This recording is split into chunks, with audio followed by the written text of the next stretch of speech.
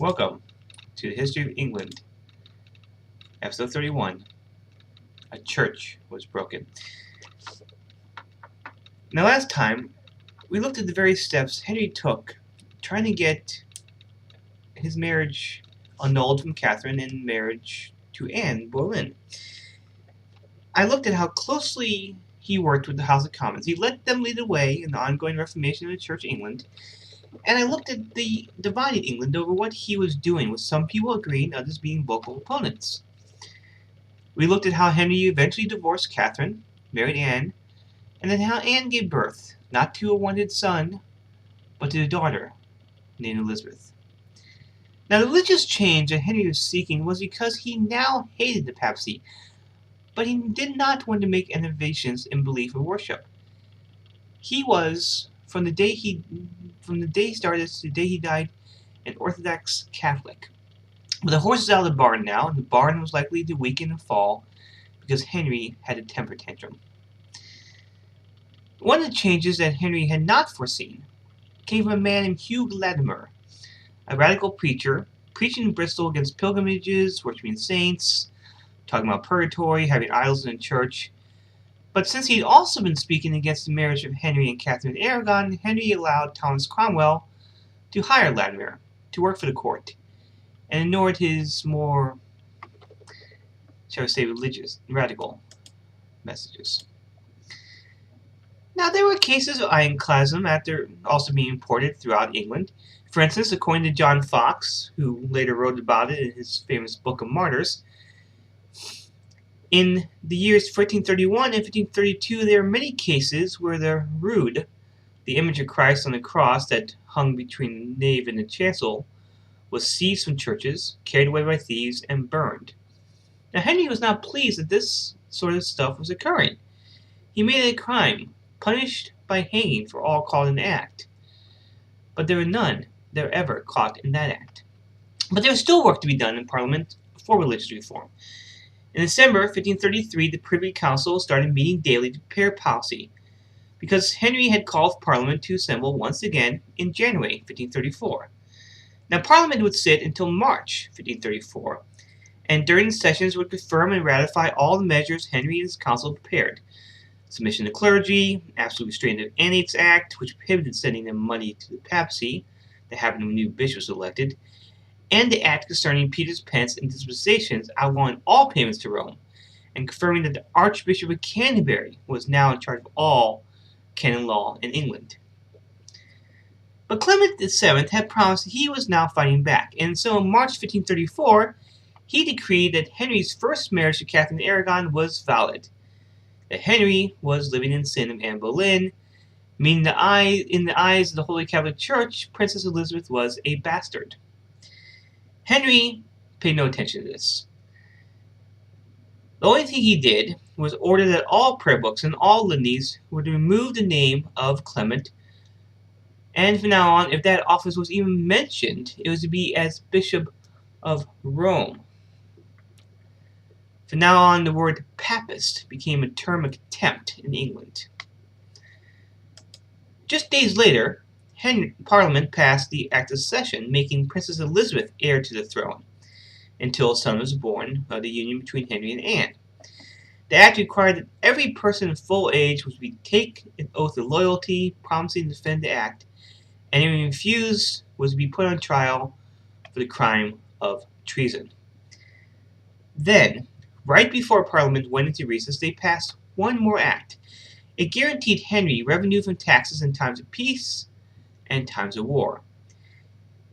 It was now seen that the House of Commons supported Henry, that the nobility either supported him or kept quiet, and that the bishops supported him, although there were some who had quiet doubts. But there are two men who did not support Henry at all, and we will speak about this anon. Now, throughout England, there is now fear that if you dare to speak ill against Henry and his new marriage, you will be found guilty of treason. In some cases, people were just thrown in the stocks for making jokes. Old friends no longer spoke to each other because they feared that a stupid sentence spoken in jest would lead to execution, and some people fled England altogether. Thomas Cromwell took on, as part of his duties, the investigation of all those accused of crimes against Henry.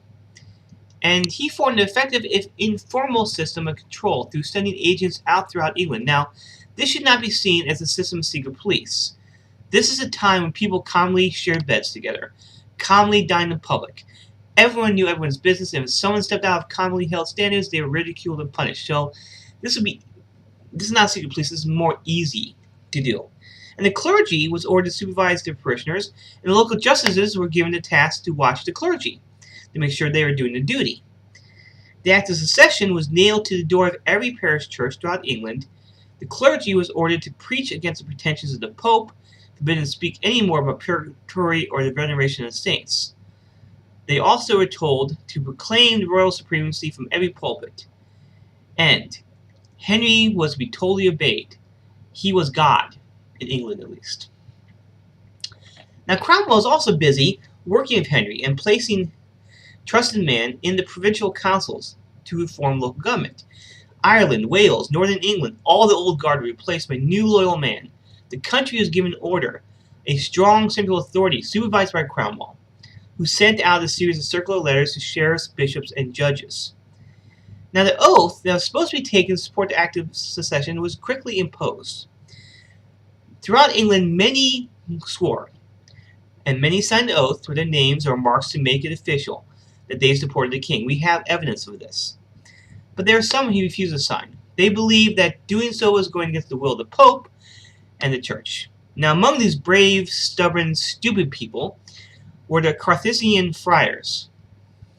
Henry personally went in disguise to the monasteries to debate with them on the matter. Those who stood firm soon found themselves in prison.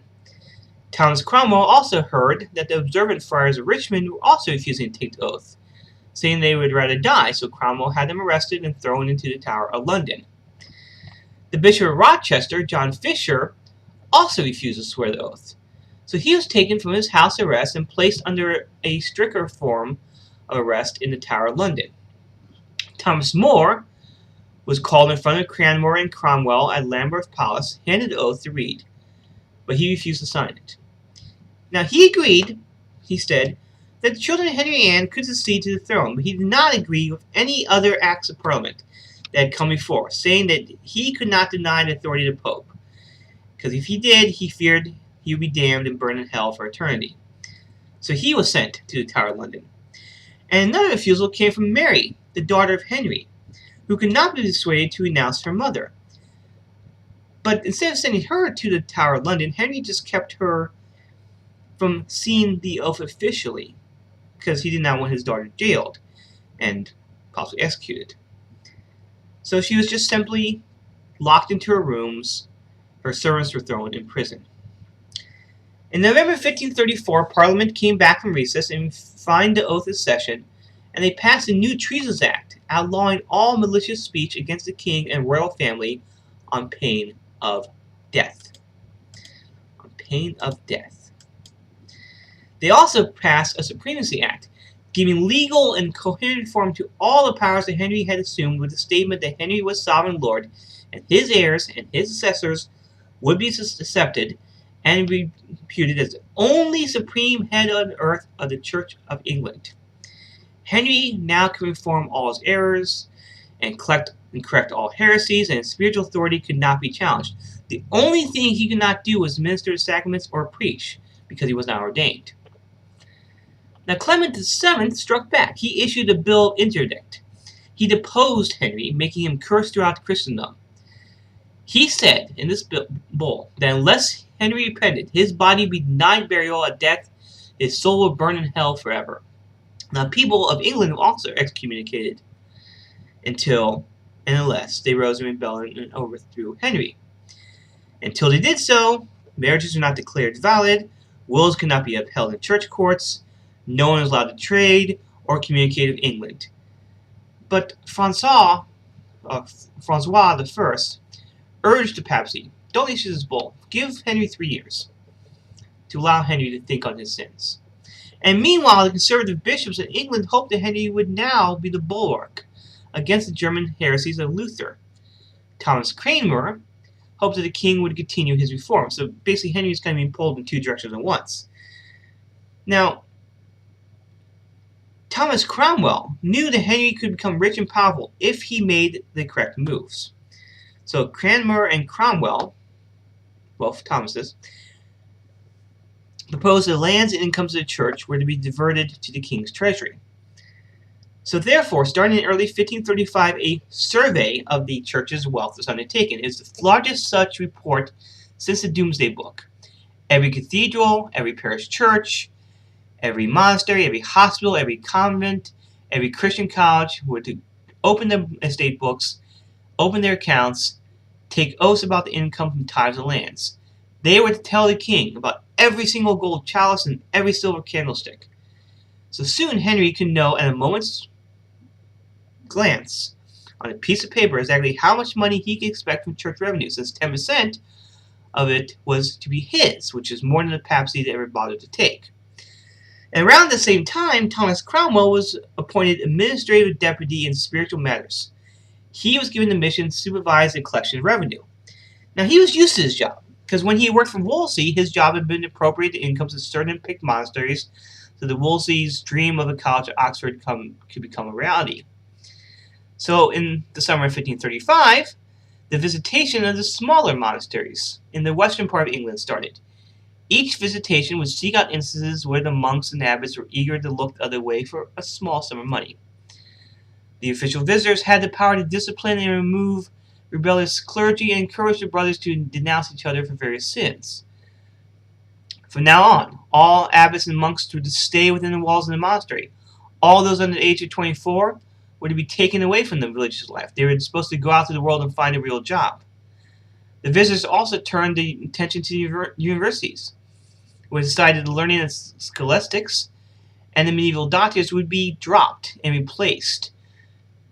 From now on, humanist thought and classical Latin and coding Greek would be taught. The crown also decided nothing was enough, and it was time to make examples. The Carthaginian friars, who had been sitting in the Tower of London, were now charged with treason. The jury was not eager to sentence these holy men to death, but they changed their mind when Cromwell made it clear that either the monks would be executed or the jury would be.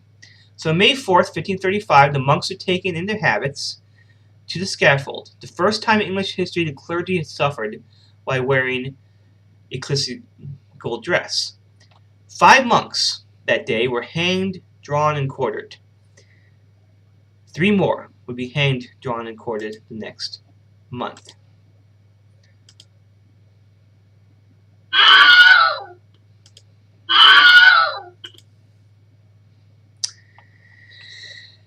In the middle of June, Bishop Fisher was tried for high treason because he refused to admit that King Henry VIII was head of the Church of England. Now, Clement VII tried to stop his execution by making Fisher a cardinal of the church. Henry made it clear that the bishop's head would be off before the hat was on. A jury of 12 freeholders sentenced Bishop to be executed by being hanged, drawn, and quartered, but then Henry commuted the sentence to simple beheading. So on June 22nd, 1535, Fisher was carried in a chair to Tower Hill, and there beheaded. On June 25th, a special commission was established to decide what to do about Thomas More. Now, since he had been in Tower of London, he had been bullied by Cromwell, who hoped that More would relent. More refused to do so, so a trial was held in Westminster Hall, More conducted himself with dignity, but the verdict was not in doubt. He was found guilty of treason and sentenced to death by beheading, a fate he met bravely 5 days later. Now, meanwhile, England had started to look for allies in Europe. They turned to Germany, but that came to nothing since Henry refused to sign the Confession of Augsburg, which is the Lutheran Confession of the Faith. See, Henry stated he's a Catholic now. He would die a Catholic. The Pope would disagree with that statement, but that's neither here or there. In the fall of 1535, all the monasteries of the western part of England had been visited. So, now the authorities started to visit those in the east and the south, and they planned to go north in early 1536. Each monastery was given 86 questions that they had to answer. The questions tended to focus on treason, on monks who slept with women, on monks who slept with boys, on monks being drunk, on monks refusing to do the God-given duty and living a high life. All shrines, all relics that were observed were noted down as superstition, a sign of where Cromwell wanted to go. Most monasteries were accused of being a secret army for the Pope.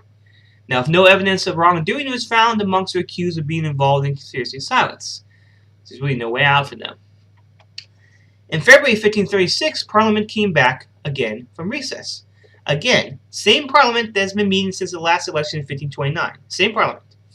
History has called it the Reformation Parliament. It's considered the most important one in English history. Henry visited the House of Lords. He read the report of the visitations. He told members of the House of Commons that he would pass what he wanted passed, or they would see their heads on the block. So therefore, an act for the dissolution of monasteries was passed. All religious houses with an annual income of less than £200 would be closed. That's a large sum of money. And in theory, 416 monastic houses were closed. But exemptions were made for 176 of them, after Cromwell and his servants had been given proper bribes. Now, it should be clear, only smaller houses had been touched. The larger ones were allowed to continue on. Monks in the smaller houses were allowed to go to these larger houses. As a consequence, there were really few protests. It was seen that Henry and Cromwell were slowly moving. They weren't yet clear of their final objective.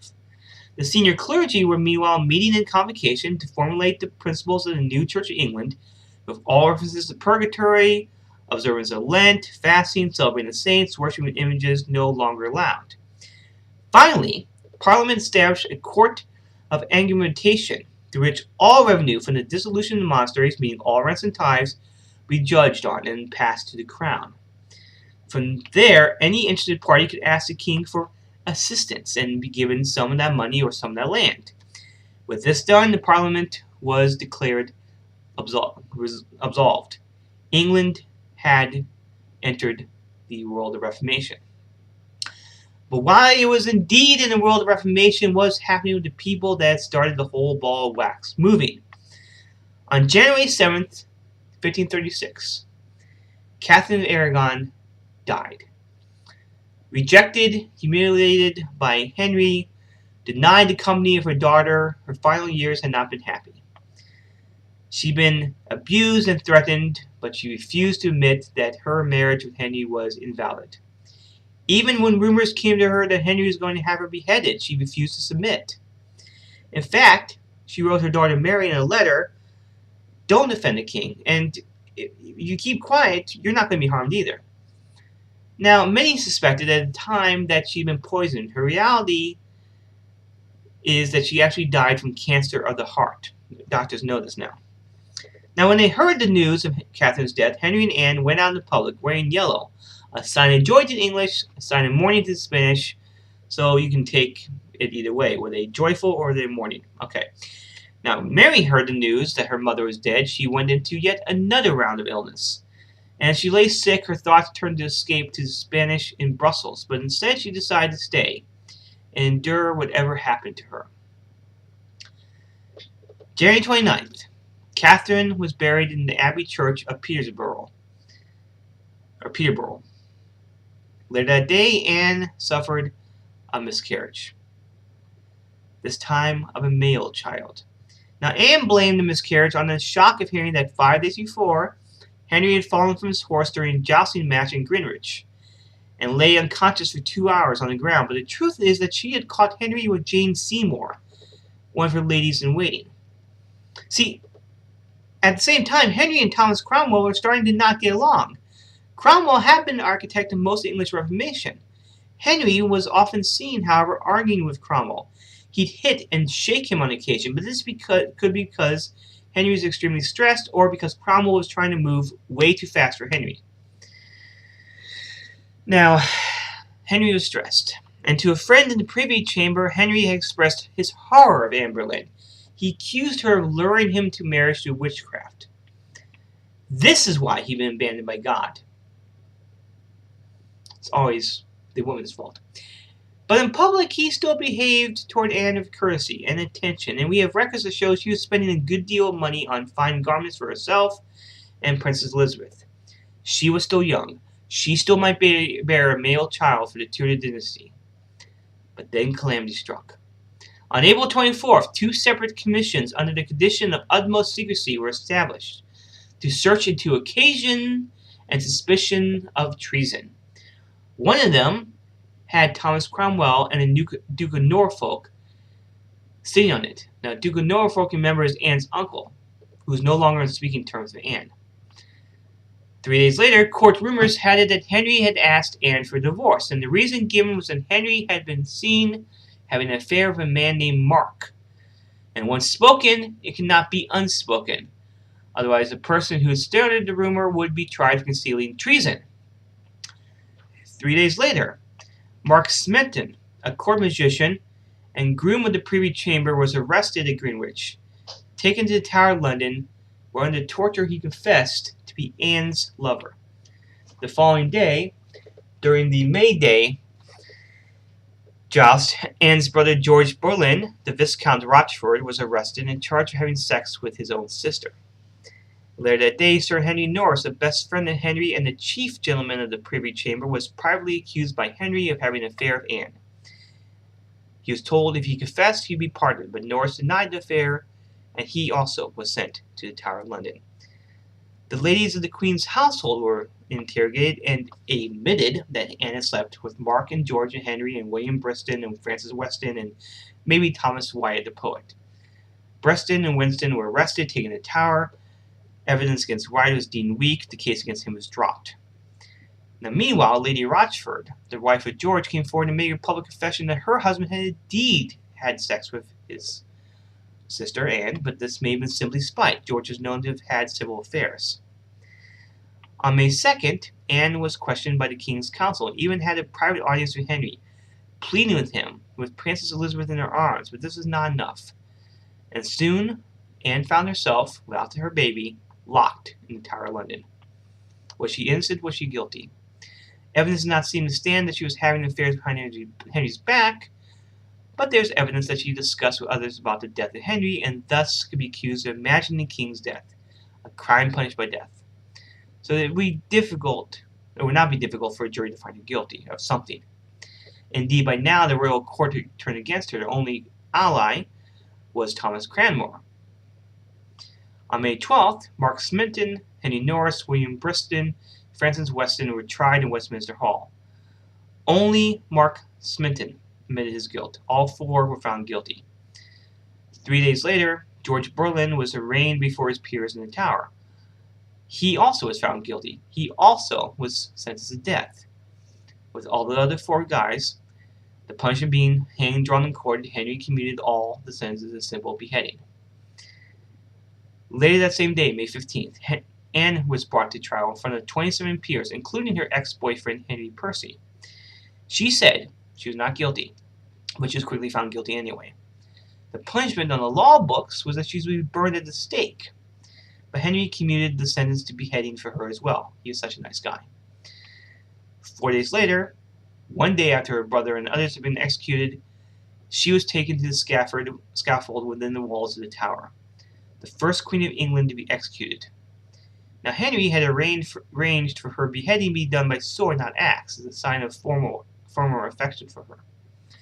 Meanwhile, the day before, Henry had forced Cranmer to annul his marriage to Anne on the grounds that she had been involved in liaison 9 years before, even though since she had not been married to him, the crime was not adultery, but, forget about that part. Now, it's been suggested that the whole matter was a result of a conspiracy arranged by Thomas Cromwell, but the evidence of this is lacking. All the men accused were well known in court. George Boleyn was in high estate, Henry Norris the best friend of the king, so it would have been madness to implicate them in a scheme with no foundation. So again, was Anne innocent or guilty? It's possible that Anne was not as innocent as she claimed. She was desperate for a male child. Perhaps she went elsewhere to look for a man who would give her a male child that she then could bring up as heir to the throne. Also, although this was suppressed during a trial, there is evidence that she had spoken to her sister-in-law about Henry being impotent. Now, Henry dressed in white the day Anne was executed. The next day, he married Jane Seymour. Perhaps he was convinced Anne was guilty. Perhaps he wanted a way out of his second marriage. Perhaps she was guilty of something that he never bothered to have her tried for. Truth is, we cannot know now. The king was desperate to marry again. He was 40 years old. He needed a male heir, for he had already declared Mary and now Elizabeth bastards, and his bastard son Henry Fitzroy could not take the throne. The death of Anne was not greeted with dismay by most of England. She had been hated by most of the people, at least privately.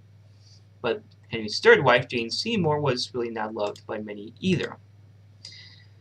But the people were happy, because if Henry failed to father a male heir, the throne would pass to Mary, despite what her status was at the time. But Thomas Cromwell moved against those who supported Mary, even though Jane herself tried to reconcile Mary and Henry. Henry sent a delegation to her, led by the Duke of Norfolk, urging her now to take the oath of allegiance, which of course would mean saying her late mother was wrong, and admitting that she herself was a bastard. Now, taking the oath would also mean she was saying Henry was head of the Church of England. Mary refused to do this. The Duke of Norfolk declared her guilty of treason. Henry started to plan her trial. Now, hearing this news, she talked to the imperial ambassador, who told her that her duty was to submit, to survive the chaos and terror of the day. So Mary signed the oath of allegiance without bothering to read it. She wrote to Henry, saying she surrendered her whole body and soul to him. Do what you want with it. And Henry now welcomed her back into royal favor, but the damage was done. No longer would she ever bend her will. But despite being depressed, she hid that. She began to buy jewels and fine clothes and gamble again. She even had a group of minstrels and a fool always around her. Now, meanwhile, Rome had decided to back off on Henry, hoping that with the death of Anne, the witch, he would return to Holy Mother Church. But Henry had never been opposed to the doctrines of the Church. He had only been opposed to his leadership, and the power and profits he had gained since breaking of Rome were enough to keep him from going back now. But despite this, he continued to hear civil masses every day. He refused to believe that he was a Lutheran. He also continued the ritual of creeping to the cross. He kept a personal rosary. He wrote a will that asked for and paid for many requirement masses to be said when he died. Again, he was still an Orthodox Catholic. But the question was, would others see him this way, and how far would he go now? Would reform continue in England? Would he finally get a son? Find out in the next episode of the History of England.